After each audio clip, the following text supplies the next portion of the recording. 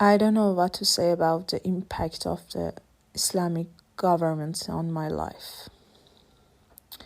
It's much more than a few memories and a few minutes of talking, but I would like to tell about my childhood.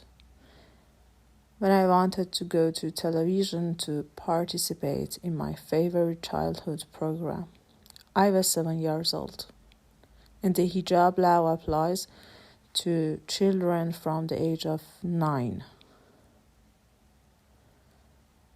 So I did my hair obsessively and went on TV. But because I was tall, they said that I look more than 7 years old and had to wear a hijab. I cried all the day. But I used to it. This was almost the first damage of the Islamic regime to me. Years passed and many other things happened. I emigrated. I thought I could have some comfort by moving away from this government, but it was a complete mistake. A movement was formed in Iran that turned into a revolution. And I, on this side of the world, I just only heard the news of killing of the Islamic regime and felt that all my friends and family were in danger and suffering. Unfortunately, the internet was and still is so weak that I could not communicate with my family properly. Right in the first months of the immigration distance, I am going through difficult days when I hear catastrophic news such as the execution of people. I have to go to work. I have to go to university and study. It's difficult for all the Iranians out of Iran. Or for example, when I go anywhere in the city, I see beautiful pictures and views, but the voices in my head were the voices of those who killed in Iran. The voices of beautiful young people who are killed by the Islamic regime every day. After several months, I realized that it doesn't matter where we go. We will not be well as long as this government exists. Hello and welcome to chapter 102 of The Last Thoughts of a Busy Mind, this one called Why Should You Care? I'm recording this quite late for this show. I'm recording this at 9 p.m. I recorded the version at 8:30, but the SD card was fucking corrupted, so there is that. Um, as is tradition with this season, at the beginning you heard from my friend talking about LUO, living under oppression. And yeah, let me just jump in. My drink today is an aloe vera drink, and yeah, it's cold. Um, Tastes like grapes because aloe vera drinks are grape flavored actually. So let's let's start. During this season, you've heard a lot of people, a lot of my friends who have left Iran talk about leaving Iran and different aspects of it. And I've talked about diaspora Iranians and people who are Iranians but live outside of Iran and troubles. It's not as easy. It's not like I'm saying that, oh, um, I'm not trying to, say that, oh, they're having it worse than us, well, in Iran, and worse than people who are getting killed. I'm not trying to say that. I'm mentally very frustrated and tired. Today was not a good day. But I've talked about diaspora Iranians, and I've talked about the fact that when you leave Iran, there is always a part of it with you. And I mean, when my friend talked about the memory and fuck, I've said it before, I'll say it again. No matter how much I talk about the problems I've had in Iran, the problems that males have in Iran, it's fucking nothing that girls have in Iran just for fucking existing. It's atrocious. The fact that because you are a little bit taller and you look a little bit more mature, you lose bodily autonomy. It's I try not to come off as judgmental. I mean, that's my hope. I don't know how successful I've been in that. I try to not be too judgmental. I try to respect all different opinions and listen to them and see what they mean. But this time, fuck it. I'm going to say there is no moral ground for mandatory hijab. Tradition, no. Religion, no. Even if you live in the West and you think you know the religion of Islam, you don't. You don't. I'm telling you, you don't. You don't until you've been in the Middle East. Because Qatar showed a tiny bit of it. It's actually way worse than that. But it's not just a situation of the region. No. There is no moral defense of the mandatory hijab. Don't listen to anyone who tells you, no, this is the garment of the Prophet. The Prophet said we should wear hijab, and so we should wear hijab. No, that's all BS. That has as much moral defense as saying, well, God says don't abort babies, so let's take away abortion rights. Same level. But, yeah. I want to be a little bit honest. This one is going to be a tiny bit different. This one, as I said, was called Why Should You Care?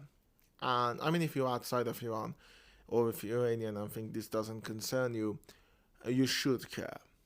Because this affects everyone. This is a call for freedom. This is a revolution in the making since 1907. The same ideas are finally being realized, and as is with any call for freedom, it deserves attention and it deserves support. This is a fight for human rights, basic human rights. I'm not saying it's an easy fight. I'm not saying it's always done the right thing. Right now, this week, there was a whole thing with I'm not going to get into it. Too stupid. But I'm not saying it's always easy. But it is worthy of attention and it's worthy of care. So that's why you should care. But what I mean is another aspect of it. Why can't we let it go? And I don't mean like, oh, just let it go. I mean, it's our lives. We can't fucking let it go. I mean it in the sense that I've talked about normal living. I've talked about the importance of normal living. I've talked about the importance of keeping a schedule. I talked about the importance of self-care and mental health.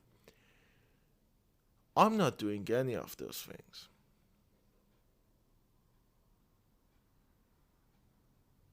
None of them. Each week I tell my friends, have hope. Don't overwork yourself. Don't just focus on this. Don't obsess over it. I tell them I'm there for them. That I'm being strong for them. In reality, for the past 4 months, my life has fucking stopped. I don't have a normal living. This is my life. Each week I have to record a podcast and I record a video And with each tale that I tell, I feel a little bit of my soul being whipped away. I don't think anyone should do what I do. But the thing is that why can't people just let it go for their own sake?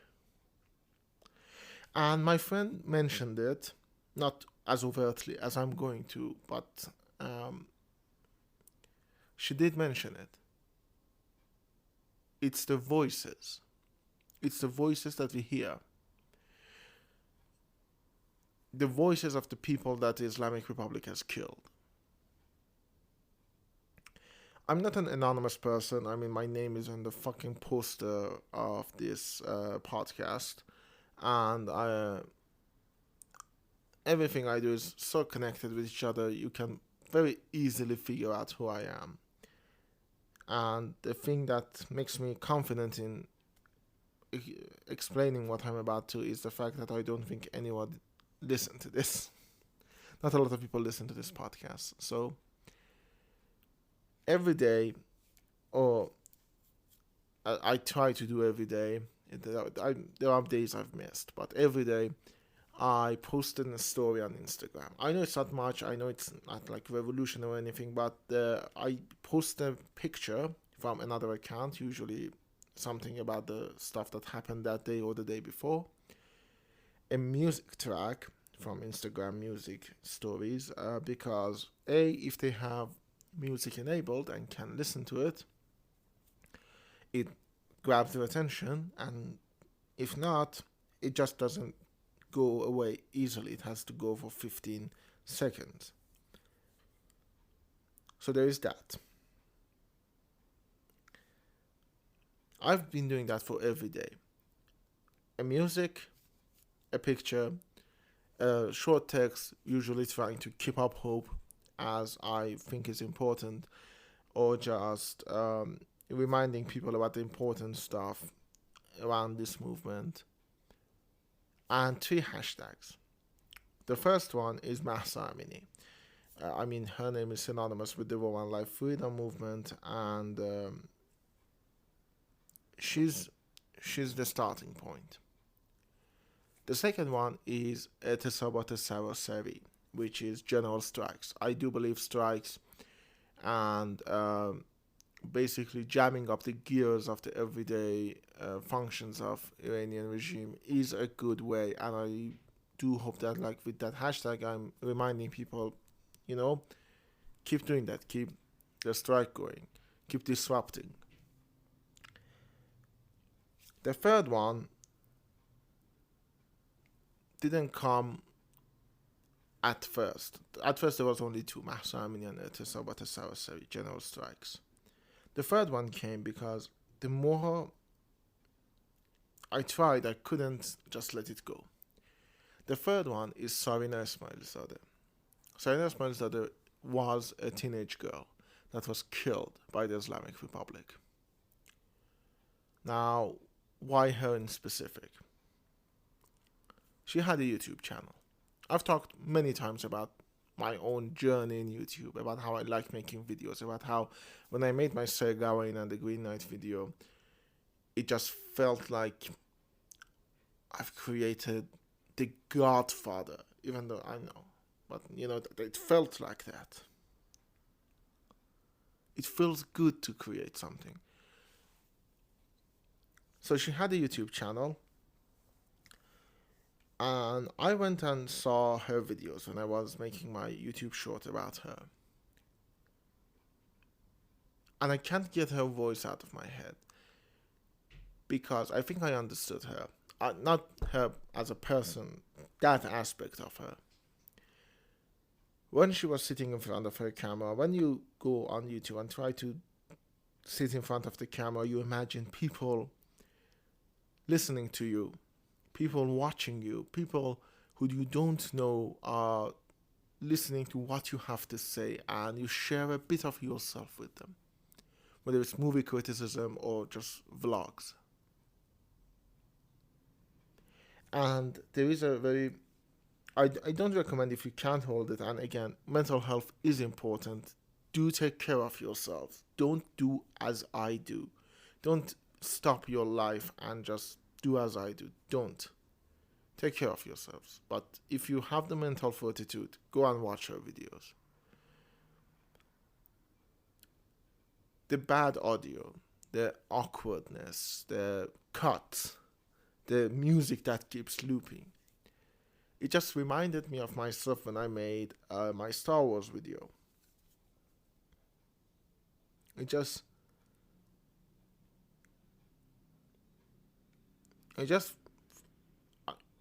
felt the same. And you look at her, and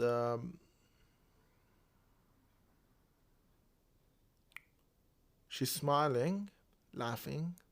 That laugh was not fake. And you realize among the anxiety and the awkwardness, there is a little bit of joy there. And I understand that joy. That is the joy that I get when I sit in front of the camera. That is the joy that I get when I'm writing the script. That is the joy that I get when I'm editing. That is the joy I get when I'm literally talking in this microphone. And I hope that it's finally fucking recording. I tested it was. Even with the frustration, I understand that joy. So yeah, why should I care? Because I can't get that voice out of my head. I can't get that image out of my head. She had her whole life in front of her. She wanted autonomy and basic human rights. And they killed her. This is the only thing that I give IR, Islamic Republic, credit for, is the fact that they are so monstrous, they are so inhuman, that this doesn't bother them. Because of a death like Serena's, I have survivor's guilt. Why she and not me? I'm older. She was at the beginning of her life. She had to start a YouTube channel. I wanted to do vlogs. I'm 25 years old. The world wouldn't lose anything if I died. I have survivor's guilt. The IR doesn't fucking care. Why would they? They want power and money. And they're willing to do everything to gain both. They don't even have survivor's guilt when their own people die. That is the only thing they have over us, aside from weapons. It's how monstrous they are. That these doesn't bother them.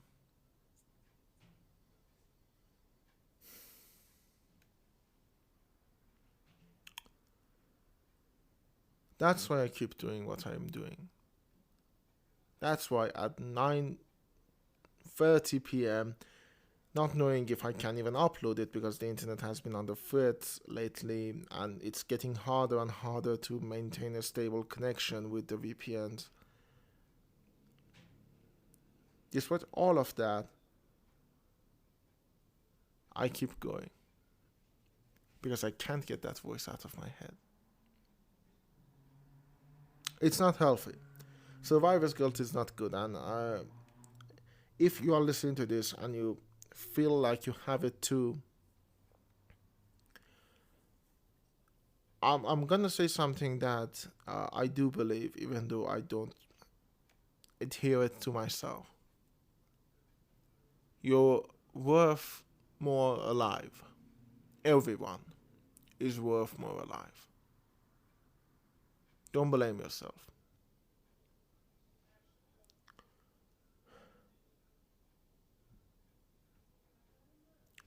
This has not been a good day. It's not been an easy day. And I understand that voice. That voice is there. We will never go back to life as it was because the voices are there. And it doesn't matter if you're in Iran or outside of it, you can't get out of it. As long as the Islamic Republic remains, those voices will fucking deafen you. I will see you next week, hopefully.